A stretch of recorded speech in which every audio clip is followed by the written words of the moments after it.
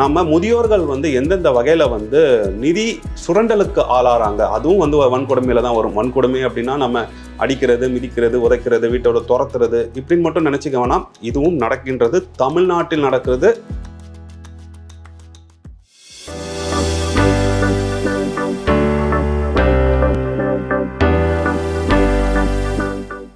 பூங்காற்று நேயர்களுக்கு வணக்கம். நான் உங்கள் பிசி பாலாசிங், நிதி ஆலோசகர். நம்ம தொடர்ந்து முதுமையில் நிதி நலனை பற்றி பார்த்துட்டு வரோம். அந்த வரிசையில் வந்து பார்த்திங்கன்னா ஜூன் 15ஆம் தேதி உலகம் முழுக்க முதியோர்களுக்கு எதிரான வன்கொடுமைகள் விழிப்புணர்வு தினமாக கடைபிடிச்சிட்டு வராங்க. ஏன்னா முதியோர்கள் மேல் வந்து அதிக அளவில் வன்கொடுமைகள் நடக்குது உலகம் முழுக்க. மற்ற எல்லாரையும் விட முதியோர்கள் பாதிக்கப்படுறாங்க அப்படின்னு சொல்லலாம். ஸோ அதற்காக ஒரு நாளை வந்து ஒதுக்கி உலகம் முழுக்க அது ஒரு விழிப்புணர்வு ஏற்படுத்திட்டு வராங்க. முதியோர்களும் வன்கொடுமைக்கு ஆளாகிறாங்க. ஏன்னா நம்ம வன்கொடுமை அப்படின்னாலே என்ன நினச்சிப்போம்? சிறு குழந்தைகள், அப்படி இல்லைன்னா பெண்கள், அந்த 2 கேட்டகரி மட்டும் தான் நம்ம நினச்சிட்டு இருப்போம். ஆனால் உலகம் முழுக்க அதிக அளவில் கொடுமைகளுக்கு ஆளாபவர்கள் முதியோர்கள். ஏன்னா அந்த நேரத்தில் வந்து அவர்களுக்கு கேட்பதற்கும் ஆள் இருக்காது, அவர்களால் சொல்லவும் முடியாது, கோர்வையாக பேசவே முடியாது அப்படின்னு சொல்லலாம்.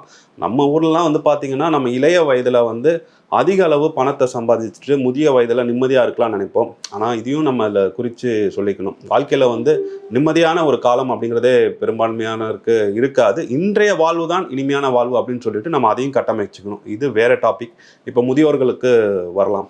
நம்ம நிதி சார்ந்து பேசுகிறதுனால நம்ம முதியோர்கள் வந்து எந்தெந்த வகையில் வந்து நிதி சுரண்டலுக்கு ஆளாகிறாங்க, அதுவும் வந்து வன்கொடுமையில் தான் வரும். வன்கொடுமை அப்படின்னா நம்ம அடிக்கிறது, மிதிக்கிறது, உதைக்கிறது, வீட்டோட துரத்துறது இப்படின்னு மட்டும் நினச்சிக்க வேணாம். இதுவும் நடக்கின்றது, தமிழ்நாட்டில் நடக்கிறது. எங்களுக்கே வந்து அழைத்து பலரும் பேசுகிறாங்க அப்படிங்கிறது மிக குறிப்பிடத்தக்கது. ஆனால் இந்த வீடியோவில் நிதியை பற்றி மட்டும்தான் பேச போகிறோம். நிதி சுரண்டலை பற்றி பேச போகிறோம். குறிப்பாக முதியோர்களுக்கு எப்படிலாம் அவர்களிடமிருந்து பணத்தை வந்து மற்றவர்கள் எடுத்துக்கொள்கிறார்கள், வெளியில் இருப்பவர்களாகட்டும், குடும்பத்தில் இருப்பவர்களாகட்டும், அதை தான் நம்ம வந்து பார்க்க போகிறோம். அதிலிருந்து எப்படி தப்பிச்சுக்கணும் அப்படிங்கிறதையும் இந்த வீடியோ வந்து உங்களுக்கு சொல்ல வாய்ப்பு இருக்குது அப்படின்னு நான் நம்புகிறேன். ஃபஸ்ட்டு வந்து பார்த்திங்க அப்படின்னா இந்த நிதி சுரண்டலில் முதன்மையாக இருப்பது, இது வந்து பலரும் பேச தொடங்கிட்டாங்க, நம்ம நிதியமைச்சரே வந்து பேச தொடங்கிட்டாங்க. இருந்தாலும் இன்னும் பலருக்கும் போய் இந்த விழிப்புணர்வு சென்றடைய வேண்டும். வங்கிகள் வந்து முதன்மையான இடத்துல இருக்குது அப்படின்னு சொல்லலாம். நம்ம முதியோர்களாக இருக்காங்க அப்படின்னா அவர்களுக்கும் வங்கிகளுக்கும், தபால் நிலையம் இப்படியான நிலையங்களுக்கும் வந்து பார்த்திங்கன்னா ஒரு நெருங்கிய தொடர்பு வந்து இருக்கும். இப்போ தான் இன்டர்நெட்டு இருக்குது, எல்லாமே நம்ம ஆன்லைனில் பண்ணுறோம். ஆனால் 80களில் 90கள்லாம் பார்த்திங்கன்னா நம்ம நேரடியாக வங்கிகளுக்கு போகும். வங்கியுடன் அங்கே இருக்க ஊழியர்களுடன் மிக நெருக்கமான தொடர்புகள் இருக்கும் நமக்கு. ஆனால் 2000க்கு அப்புறம் வந்து பார்த்திங்கன்னா வங்கிகள் வந்து வங்கி சேவைகளை தவிர்த்து மற்ற பொருட்களை விற்பனை செய்கின்ற ஒரு நிலையமாக மாறிடுச்சு அப்படின்னு சொல்லலாம். அது காப்பீடுகளாக இருக்கலாம், மியூச்சுவல் ஃபண்ட்ஸாக இருக்கலாம். சில வங்கிகள் வந்து அவங்களே வந்து ஷேர் ட்ரேடிங் பிளாட்ஃபார்ம் வச்சுருப்பாங்க. ஸோ டிமேட் அக்கௌண்ட் ஓப்பன் பண்ணி தரேன்னு சொல்லிட்டு அதில் வந்து ஒரு அக்கௌண்ட் ஓப்பன் பண்ணி கொடுத்துருவாங்க. நீங்கள் டிமேட் அக்கௌண்ட் ஓப்பன் பண்ணாலே வருடம் வந்து ஒரு 600 ரூபா கொடுக்குற மாதிரி ஒரு நிலைமைக்கு போயிடுவாங்க. இது தவிர்த்து உறுதியான வருமானம், உறுதியான மாத வருமானம் அப்படின்னு சொல்லிட்டு தேவையில்லாத காப்பீடுகள் சேர்ந்த முதலீட்டு திட்டங்களில் வந்து பெரும்பான்மையோர்கள் வந்து அவங்க சேர்த்து வச்சுருக்காங்க. இந்த குற்றச்சாட்டை வந்து நான் சொல்லலை, பிசி பாலாசிங் மட்டும் சொல்லலை, இந்திய ஒன்றிய அமைச்சர் நிர்மலா சீதாராமன் அவர்களும் சொல்லியிருக்காங்க. இந்த ஜூலையிலிருந்து வங்கிகள் இப்படி தேர்ட் பார்ட்டி ப்ராடக்ட்ஸை விற்பனை செய்யக்கூடாது அப்படின்னு சொல்லிட்டு ஒரு அறிவுரையும் சொல்லியிருக்காங்க. அப்படிங்கிறது செய்தியாகவும் வந்தது. ஸோ வங்கிகள் வந்து முதன்மையாக இருக்குது அப்படின்னு சொல்லலாம். இப்போ எங்களை போன்ற நிதி ஆலோசகர்கள்கிட்ட வந்து நீங்கள் தான் வருவீங்க. உங்ககிட்ட பணம் இருக்குது, இல்லை ஏதாவது ஒரு நிதி சிக்கலில் இருக்கீங்க அப்படின்னா நீங்கள் எங்ககிட்ட வந்துட்டு ஆலோசனையை பெறுவீங்க. ஆனால் வங்கியில் இருப்பவங்களுக்கு என்ன ஒரு லாபம் அப்படின்னு பார்த்தீங்கன்னா, உங்கள் வங்கி கணக்கில் எவ்வளோ பணம் இருக்குது, நீங்கள் ஏதாவது ஒரு இடம் விற்று ஒரு பெரிய பணம் வந்ததுன்னா அதெல்லாம் உடனுக்குடன் அவங்களுக்கு தெரிஞ்சிடும். அப்படி உடனுக்குடன் தெரியும் போது உங்ககிட்ட வந்து என்ன சொல்லுவாங்க, சார் ஃபிக்ஸட் டெபாசிட்டில் போடுங்க சார், சீனியர் சிட்டிசனுக்கு வந்து 0.5% அதிகமாக தராங்க, 1% அதிகமாக தராங்க, நான் உங்களுக்காக பேசி 0.25% அதிகமாக பெற்றுத்தரேன் அப்படின்னு சொல்லிட்டு ஒன்று ஃபிக்ஸட் டெபாசிட்டில் போட வைப்பாங்க. இல்லை சார் இன்சூரன்ஸ் போடுங்க, உங்களுக்கு நிச்சயமான வருமானம் வரும் அப்படின்னு சொல்லுவாங்க. இல்லைனா மியூச்சுவல் ஃபண்ட்ஸில் போடுங்க. இப்படி பல ப்ராடக்ட்ஸை வந்து உங்ககிட்ட கொடுப்பாங்க. இதில் வந்து கவனமாக இருங்க. பலரும் பாதிக்கப்பட்டதால் இதை நம்ம முதன்மையாக வைத்து சொல்கிறோம். அடுத்தது வந்து பார்த்திங்கன்னா இந்த நிதி சுரண்டலில் முதன்மையாக இருப்பவர்கள் நம்ம பிள்ளைகள் அப்படின்னு சொல்லலாம். இதில் ஆண் பெண் வேறுபாடு கிடையாது. பெற்றோர்கள் கிட்ட இருந்து வர்ற ஓய்வூதியங்கள் ஆகட்டும், இல்லை அவங்க அவங்க ஒரு வாடகைக்கு வந்து ஒரு வருமானம் வரும், அந்த வருமானம் ஆகட்டும், இல்லை பெற்றோர்கள் வந்து ஏதாவது ஒரு பிஸ்னஸை வந்து கட்டி எழுப்பியிருப்பாங்க, கஷ்டப்பட்டு அவங்க கட்டி எழுப்பியிருப்பாங்க. அந்த பிஸ்னஸில் எனக்கு உரிமை வேண்டும், எனக்கு இப்போவே எழுதி வச்சிருங்க. அதுவும் 2 3 பேர் இருந்துட்டாங்க அப்படின்னா அவங்களுக்குள்ள சண்டை போட்டு ஒரு பெரிய மன உளைச்சலை வந்து பெற்றோர்களுக்கு தராங்க அப்படின்னு சொல்லலாம். இதில் வந்து சிங்கிள் பேரண்ட்டாக இருந்தாங்க அப்படின்னா அவங்க வந்து அதை அதை வந்து எதிர்கொள்ள முடியாத ஒரு மன உளைச்சலுக்கு, ஒரு கொடுமைக்கு வந்து ஆளாகிறாங்க. இதெல்லாம் வந்து நிஜத்துல நடக்குது. நான் வந்து கற்பனை கதைகளாக உங்ககிட்ட சொல்லல.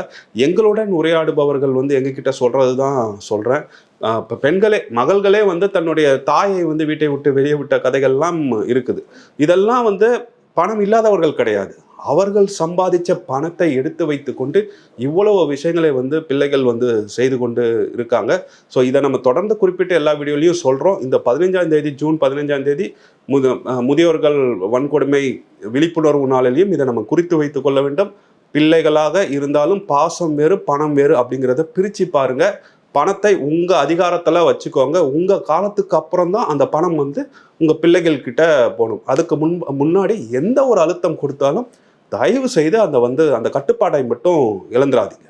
இதுல 3வது யார் வராங்க அப்படின்னு பார்த்தீங்கன்னா, நம்மளுடைய உறவினர்கள், அண்ணன் தங்கச்சியா இருக்கலாம், சொந்தக்காரர்களா இருக்கலாம், சில நேரங்களில் உறவினர்களா இருப்பாங்க, அறிமுகமானவர்களா இருப்பாங்க. இவர்கள் மூலமாகவும் ஒரு சுரண்டல் வந்து நடந்துட்டு வருது. அதுவும் குறிப்பாக எப்படி நடக்குது அப்படின்னா, அதுவும் தனிநபராக இருப்பவர்கள், அதாவது சிங்கிளா இருப்பவங்க, தன் துணையை இழந்தவர்களுக்கு இந்த விஷயம் நடந்துட்டே வருது. எப்படின்னா, தன்னை வந்து இன்னும் 5 வருடங்கள் 10 வருடங்கள் யாராவது பார்த்துக்க மாட்டாங்க அப்படின்னு சொல்லிட்டு இவங்க ஏக்கத்துடன் இருக்காங்க. அப்ப யாராவது வந்து ஒரு அன்பாக பேசுனாங்க அப்படின்னா அவங்க கிட்ட வந்து இவங்க சில பொறுப்புகளை கொடுத்துட்றாங்க. தங்களுடைய வீடுகளில் வந்து வாடகை வாங்காமல் தங்க வச்சிடுறாங்க. அப்படி இல்லைன்னா பிஸ்னஸ் பண்ணுறதுக்கு 5 லட்சம் 10 லட்சம் தரேன்னு கொடுத்துட்டு ஏமாந்து நிற்கிறாங்க. இதை திருப்பி கூட அவங்களால கேட்க முடியல. ஏன்னா இவங்க கொடுக்கும்போது என்ன நினச்சி கொடுக்குறாங்கன்னா, நம்ம மேலே இவ்வளோ அன்பாக இருக்காங்களே, நமக்கு வயதானதுக்கு அப்புறம் இவர்கள் நம்மளை பார்த்து கொள்வார்களே அப்படிங்கிற ஒரு ஏக்கத்தில். இது வந்து பிள்ளைகள் இல்லாதவர்கள் கிடையாது.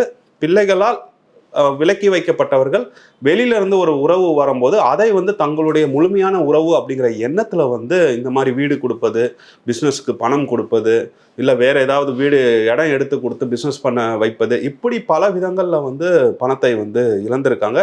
இது முழுக்க முழுக்க அந்த வயதினரை வந்து சுரண்டலுக்கு உள்ளாக்குவது தான். ஏன்னா வருபவர்கள் ஏமாற்றுவதற்கு தான் வருகிறார்கள். இவர்களிடம் பணம் இருப்பதை தெரிந்து கொள்கிறார்கள். பணம் இருப்பதை யார்கிட்டையும் சொல்லாதீங்க அப்படின்னு நம்ம சொல்லியிருக்கோம். அப்படி தெரிஞ்சுக்கிட்டாங்க அப்படின்னா அதுக்கு ஏற்ற மாதிரி பேசி தங்கள் காரியத்தை வந்து சாதித்து கொள்கிறார்கள். காரியம் நடக்கும் வரை மட்டும் அன்பும் பாசத்தையும் பொழிகிறார்கள். அதுக்கப்புறம் வந்து பார்த்தீங்க அப்படின்னா நிற்கதியில் விட்டுடுறாங்க. இதில் என்ன கொடுமை அப்படின்னா, பணம் கூட பெரிய விஷயமாக இருப்பதில்லை. இந்த மாதிரியான முதியோர்களுக்கு நம்பி ஏமாந்துட்டோமே அப்படிங்கிற ஒரு விஷயம் வந்து அவங்க பலரும் மன உளைச்சல்ல உழ வைக்குது. அதுதான் வந்து பெரிய கொடுமையாக இருக்குது இந்த மாதிரியான வகையில் ஏமாறுபவர்களுக்கு அப்படின்னு சொல்லலாம். ஸோ இதுலேயும் கவனமாக இருங்க. நீங்கள் உங்களுடைய நெருங்கிய உறவினர்களாக இருக்கலாம், பிள்ளைகளை தாண்டி அடுத்த கட்ட உறவினர்களாக இருக்கலாம். ஸோ அவர்களிடமும் வந்து நீங்கள் வருமானம் எவ்வளோ இருக்குது, எங்கெங்கே சொத்துக்கள் இருக்குது, இப்படி முழுவதுமாக எதுவுமே நீங்கள் வந்து சொல்லி வைக்காதீங்க. நீங்கள் சொல்ல வேண்டியதெல்லாம் உங்களுடைய உயிரில் மட்டும் எழுதி ஒரு வக்கீல் கிட்ட கொடுத்து வைக்கணும். அதுதான் அதிகபட்சமாக நீங்கள் பண்ணணுமே தவிர, எல்லாருக்கும் தெரிகிற மாதிரி இந்த விஷயங்களை நீங்கள் பொதுவெளியில் வைக்கும்போது தவறாக உங்களை வந்து வழிகாட்டுவதற்கோ இல்லை உங்களிடம் பழகி அந்த பணத்தை சுரண்டுவதற்கோ வாய்ப்பு இருக்குது. ஸோ இவர்களிடம் மிக கவனமாக இருக்கு. கடைசியாக வந்து பார்த்தீங்க அப்படின்னா, நம்மிடம் வேலை செய்பவர்கள், இந்த சுரண்டல் எப்படி இருக்கும் அப்படின்னு பார்த்தீங்கன்னா, உங்களிடம் பணம் இருக்குது அப்படின்னு தெரிஞ்சுக்கிட்டு நீங்கள் கொஞ்சம் இலகிய மனமாக இருப்பதை தெரிந்து கொண்டு உங்களிடம் அடிக்கடி பணம் கேட்பார்கள். பள்ளிக்கு கட்டணம், மருத்துவ செலவுகள் இருக்கணும் அப்படின்னு சொல்லி கேட்பாங்க. அவர்களுக்கு பணம் கொடுப்பது வந்து தவறே கிடையாது. ஆனால் அதை வந்து கடன் அப்படிங்கிற அடிப்படையில் தயவு செஞ்சு கொடுத்துடாதீங்க. அதே மாதிரி கொடுக்கறதுக்கு ஒரு கட்டுப்பாடு வச்சுக்கோங்க. அவங்களுக்கு நீங்கள் சம்பளமாக ஒரு 10,000 ரூபா மாதம் கொடுக்குறீங்க அப்படின்னா, அந்த கடன் அப்படிங்கிறது வந்து அதிகபட்சமாக ஒரு 20,000 30,000 தாண்டி போகக்கூடாது. கடனே கிடையாது. நீங்கள் தாராளம் அதை வந்து திருப்பி வராத பணம் அப்படின்னு நினச்சிட்டு ஃபஸ்ட்டு கொடுங்க. அந்த பணம் வந்து 20 30,000க்கு மேலே போகக்கூடாது. அதுக்கு மேலே கேட்டாங்க அப்படின்னா அவர்களை வந்து வேலையிலிருந்து நிறுத்துவதற்கும் தயங்காதீங்க. நிறைய பேர் என்ன நினச்சிக்கிறாங்க, நம்மளை நல்லா பார்த்துக்கிறாங்க, இவங்க இல்லைன்னா நம்ம எப்படி வந்து சமாளிப்போம், இவர்களை போன்றவர்களை நம்ம திருப்பி எப்படி போய் வெளியில் போய் தேடுவது, இப்படி பல விஷயங்களை யோசித்து என்ன பண்ணுறாங்க, அவர்களே வந்து பணி அமர்த்துறாங்க. அவங்க எவ்வளோ பணம் கேட்டாலும் கொடுத்துக்கிட்டே இருக்காங்க. எனக்கு தெரிஞ்ச சில கிளைண்ட்லாம் 5 லட்சம் 10 லட்சம் இந்த மாதிரிலாம் கொடுத்து வைக்கிறாங்க.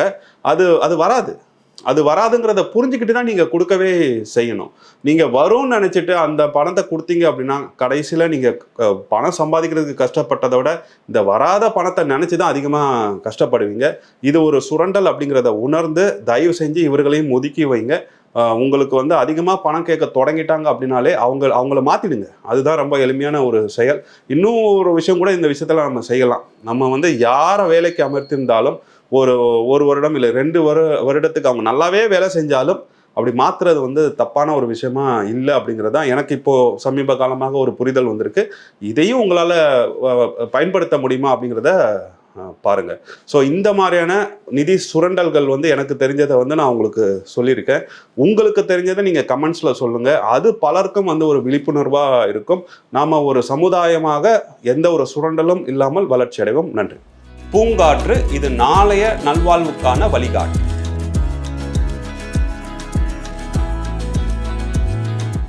தொடர்ந்து எங்களோட வீடியோக்களை பார்க்கறதுக்கு பூங்காற்று சேனலை சப்ஸ்கிரைப் பண்ணுங்க அண்ட் ஃபாலோ பண்ணிடுங்க.